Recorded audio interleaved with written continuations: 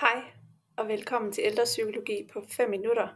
Jeg hedder Stine Venø Hermansen, og jeg er autoriseret psykolog og specialist i gerontopsykologi. De næste 5 minutter vil jeg fortælle lidt om, hvad du som pårørende kan gøre, hvis du har en forælder eller et ældre menneske i dit netværk, som er ensom. Noget af det, jeg vil komme ind på, det er, hvad er ensomhed overhovedet for noget? Hvad kan du gøre som pårørende? Hvordan kan din mor, hvis det er hende, det drejer sig om, få en god hverdag på trods af den her ensomhed? Og hvor kan du hente hjælp, hvis det hele ramler? Jamen allerførst så er det ret vigtigt at forstå, hvad ensomhed er for noget. Grundlæggende er det jo en følelse af at være ufrivilligt alene. Det er ret vigtigt at skelne mellem det her med at være alene og ensom, fordi man kan sagtens være alene uden at føle sig ensom, og man kan også sagtens være i en stor gruppe af mennesker og føle sig ensom alligevel. Det der er vigtigt, det er det her element, at der er noget, der er ufrivilligt, og noget som din mor ikke selv har valgt. Derefter giver det mening at snakke om, hvad er det for en type ensomhed, din mor hun oplever. Og der, når vi snakker ensomhed, så er der rigtig mange mennesker, der tænker på den her sociale ensomhed. Altså det her med at savne kontakt, savne fællesskaber, savne det her sociale element i sit liv. Det er der en relativ, ikke nem, men der er i hvert fald en løsning på det, som jo er at opsøge de her fællesskaber, eller hjælpe med at skabe den her kontakt til andre mennesker.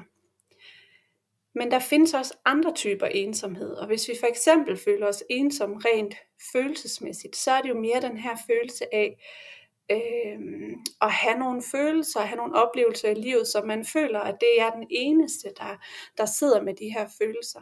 Det kan være enormt pinefuldt at have den her form for ensomhed, fordi det kan være svært at finde ud af, hvor skal jeg gå hen med det, og hvem kan jeg dele det med.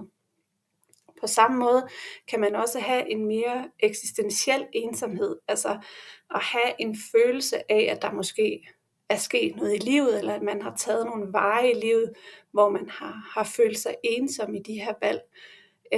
Det er også tit mennesker, som fortæller, at den her ensomhed ligesom har været en følgesvend hele livet igennem.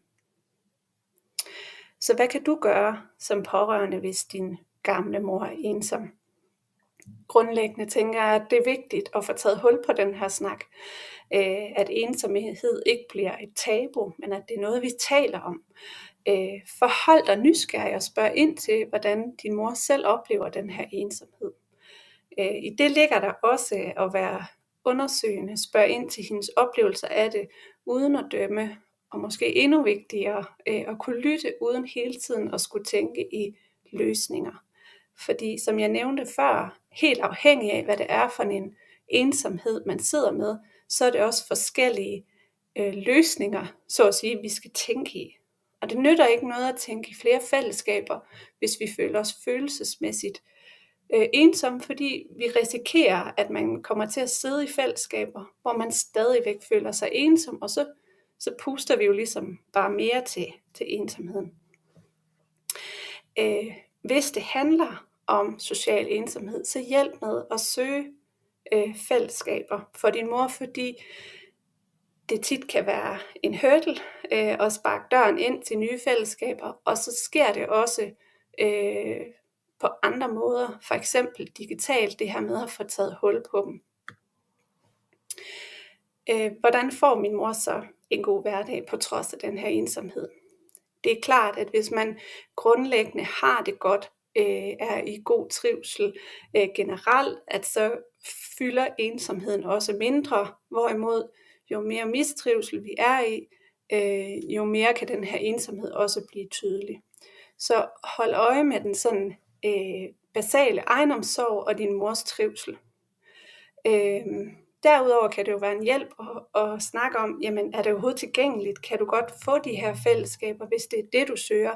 Og er du tryg nok i at komme afsted?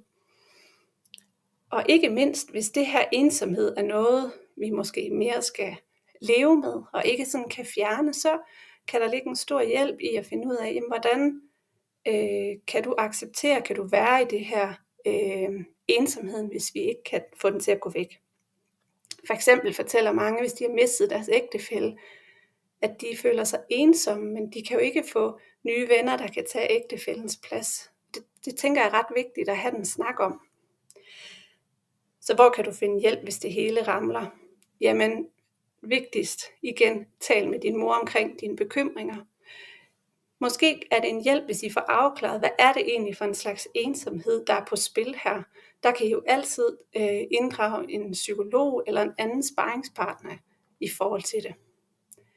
Det er en god idé at kontakte den kommune, I bor i, for at finde ud af, hvad er mulighederne egentlig.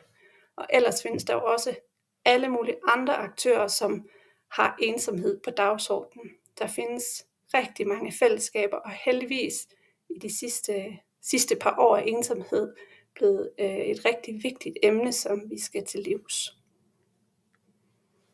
Det blev lidt mere end 5 minutter, men det blev det, jeg nåede at fortælle lidt om, hvad du som pårørende kan gøre, hvis din gamle mor er ensom. Du kan læse mere på min hjemmeside, ældrepsykologen.dk, og ellers så håber jeg, at vi ses.